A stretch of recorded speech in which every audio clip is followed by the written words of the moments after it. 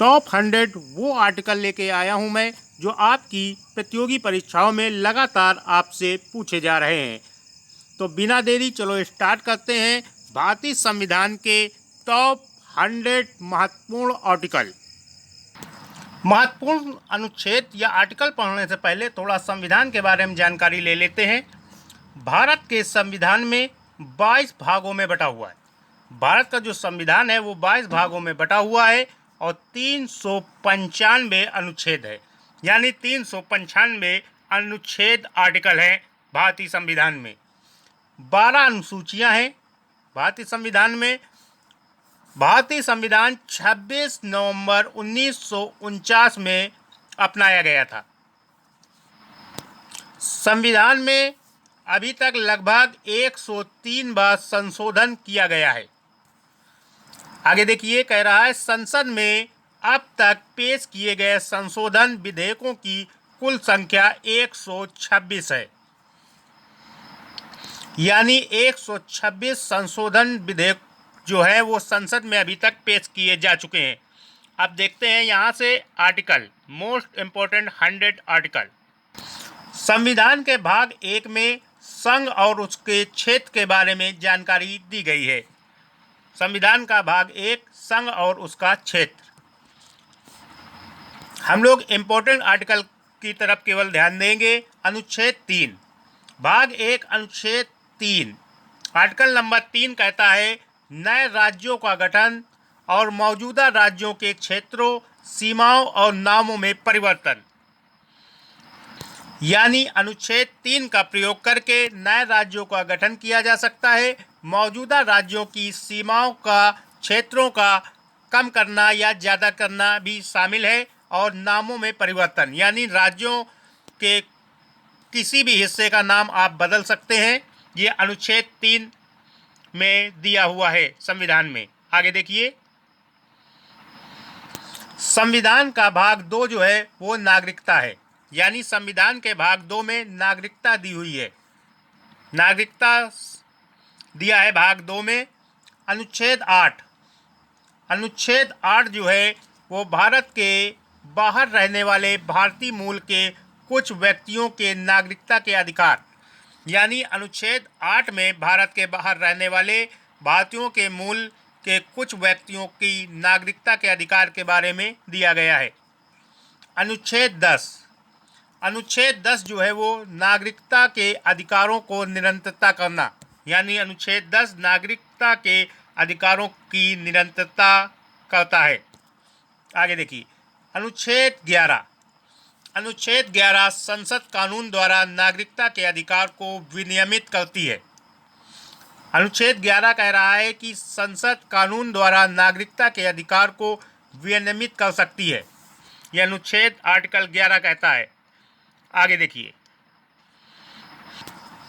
संविधान के भाग 3 में मौलिक अधिकारों का वर्णन किया गया है। मौलिक अधिकार भाग 3 आर्टिकल और भाग से बहुत क्वेश्चन बनते हैं एग्जाम में।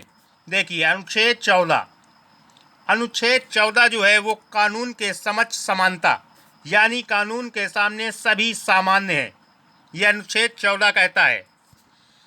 अगला है अनुच्छेद 15।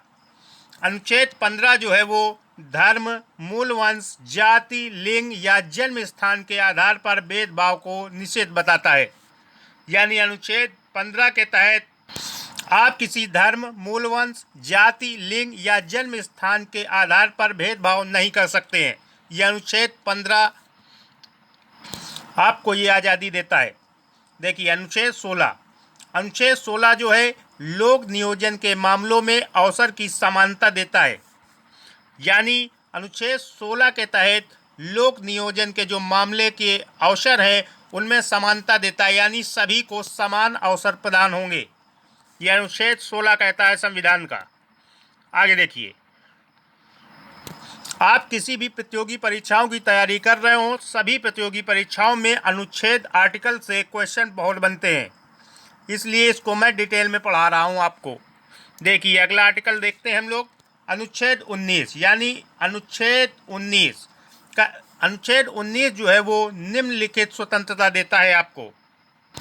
अनुच्छेद 19 भाषण और अभिव्यक्ति की स्वतंत्रता देता है। शांतिपूर्ण सभा करने की अनुमति देता है आपको। अनुच्छेद 19 संगठन तैयार करने की अनुमति देता है, आंदोलन करने की अनुमति देता है तथा निवास स्थान में रहने या बदलने की अनुमति देता है। अनुच्छेद 19।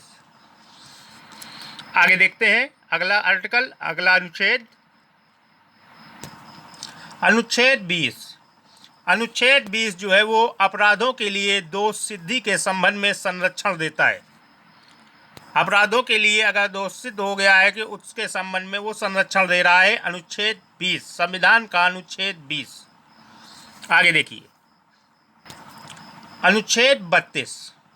अनुच्छेद 32 जो है वो संवैधानिक उपचार के अधिकार की बात करता है। अनुच्छेद 32 के तहत संवैधानिक उपचार का अधिकार प्रदान किया जाता है नागरिकों को। आगे देखते हैं संविधान के भाग 4 में राजनीति के निर्देशक सिद्धांत दिए हुए हैं। यानी भाग 4 में राजनीति के निर्देशक सिद्धांत है, यानी राजनीति निर्देशक सिद्धांत दिया हुआ है संविधान के भाग 4 में। देखिए इसका अनुच्छेद 39 अनुच्छेद जो कहता है नीति के कुछ सिद्धांतों का राज्य द्वारा पालन किया जाना है। भाग 4 अनुच्छेद 39 जो है वो नीति के कुछ सिद्धांतों का राज्य द्वारा पालन किया जाना जरूरी है, यह अनुच्छेद 39 कहता है। अगला अनुच्छेद यानी आर्टिकल 41, आर्टिकल 41 कहता है कुछ मामलों में काम, शिक्षा और सार्वजनिक सहायता का अधिकार देता है। अनुच्छेद 41। आगे देखिए अनुच्छेद 43। आर्टिकल 43 जो है वो श्रमिकों के लिए निर्वाह मजदूरी आदि की व्यवस्था करने के लिए कहता है राज्य को। अनुच्छेद 43 श्रमिकों के लिए निर्वाह मजदूरी आदि। आगे देखिए अनुच्छेद 44 यानी आर्टिकल 44। आर्टिकल 44 नागरिकों के लिए समान नागरिक संहिता का अधिकार देता है। नागरिकों के लिए समान नागरिक संहिता का अधिकार देता है। अनुच्छेद 44 यानी आर्टिकल नंबर 44। आगे देखिए भारतीय संविधान के भाग 5 में संघ की कार्यकारिणी और संसद के बारे में दिया हुआ है। भाग 5 में जो है संघ की कार्यकारिणी और संसद के बारे में दिया गया है। अनुच्छेद 72 यानी आर्टिकल 72 क्षमादान आदि की और कुछ मामलों में सजा को निलंबित करने, हटाने या कम करने की राष्ट्रपति को शक्ति प्रदान करता है। यानी आर्टिकल 74 अनुच्छेद 72 के तहत राष्ट्रपति किसी की भी सजा को कम कर सकता है या उसकी सजा को माफ़ कर सकता है, क्षमादान कर सकता है। अगर किसी व्यक्ति को फांसी की भी सजा हो गई है तो उसको राष्ट्रपति द्वारा माफ़ी दी जा सकती है, यानी क्षमादान किया जा सकता है। और ये राष्ट्रपति जो है वो अनुच्छेद 72 के तहत करता है। अनुच्छेद 72। आगे देखिए सभी आर्टिकल वेरी इंपॉर्टेंट है, सेशन को लास्ट तक देखते रहिए। चलिए आगे देखते हैं अगला आर्टिकल। अगला अनुच्छेद है अनुच्छेद 80 यानी आर्टिकल 80। आर्टिकल 80 कहता है राज्यों की परिषद की संरचना।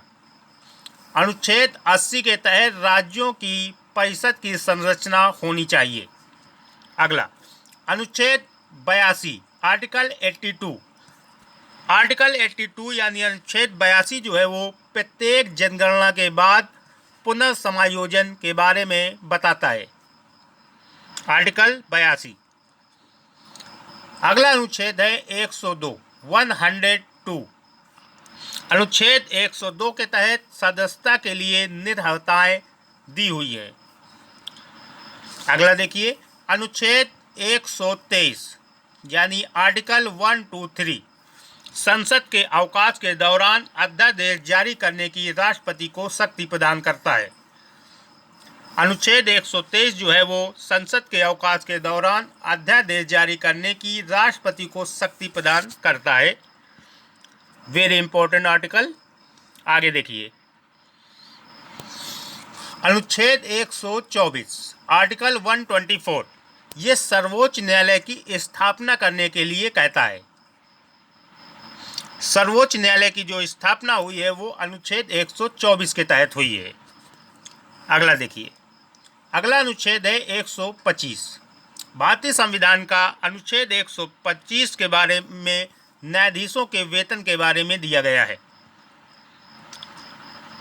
आर्टिकल 125 न्यायाधीशों के वेतन के बारे में दिया गया है। अगला अनुच्छेद है अगला आर्टिकल है अनुच्छेद 126 आर्टिकल 126 कार्यवाहक मुख्य न्यायाधीशों की नियुक्ति। अनुच्छेद 126 के तहत कार्यवाहक मुख्य न्यायाधीशों की नियुक्ति की जाती है। अगला देखिए, अगला अनुच्छेद है 127 आर्टिकल नंबर 127 ये तटस्थ न्यायाधीशों की नियुक्ति करने को कहता है। अनुच्छेद 127 के तहत तटस्थ न्यायाधीशों की नियुक्ति होती है। अगला देखिए, अगला आर्टिकल अनुच्छेद 128 आर्टिकल 128 ये उच्चतम न्यायालय की बैठक में सेवानिवृत्त न्यायाधीशों की उपस्थिति के लिए कहता है।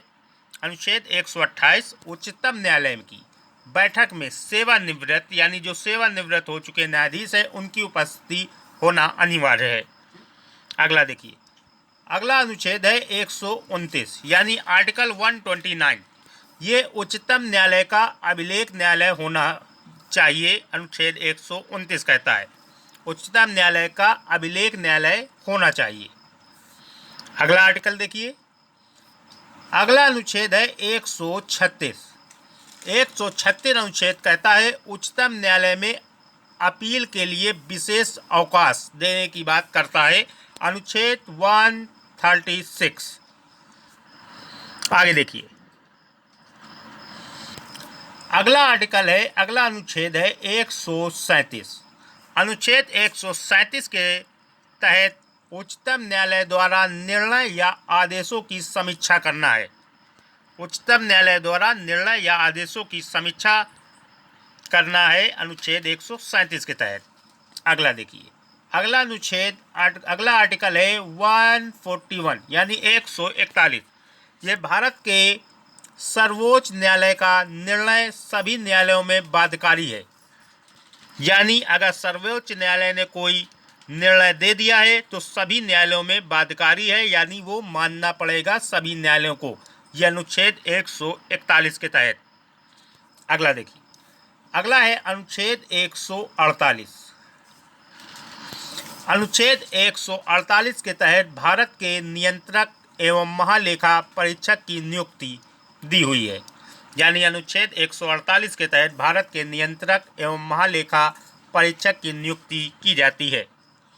अगला देखिए, अगला आर्टिकल है अनुच्छेद 149 यानी आर्टिकल नंबर 149 ये CAG के कर्तव्य और शक्तियों के बारे में बताता है। CAG के क्या कर्तव्य है, उनकी क्या शक्तियां हैं, ये अनुच्छेद 149 में दी हुई है। Thanks for watching. सेशन पसंद आया तो लाइक करें, शेयर करें एंड चैनल को सब्सक्राइब करके बेल आइकन जरूर दबा दें ताकि आपको हमारे वीडियो की नोटिफिकेशन सबसे पहले प्राप्त हो। अगर आपको इसका नेक्स्ट पार्ट चाहिए यानी अगला पार्ट चाहिए तो कमेंट में ज़रूर बताएं। सेशन कैसा लगा ये भी कमेंट करें।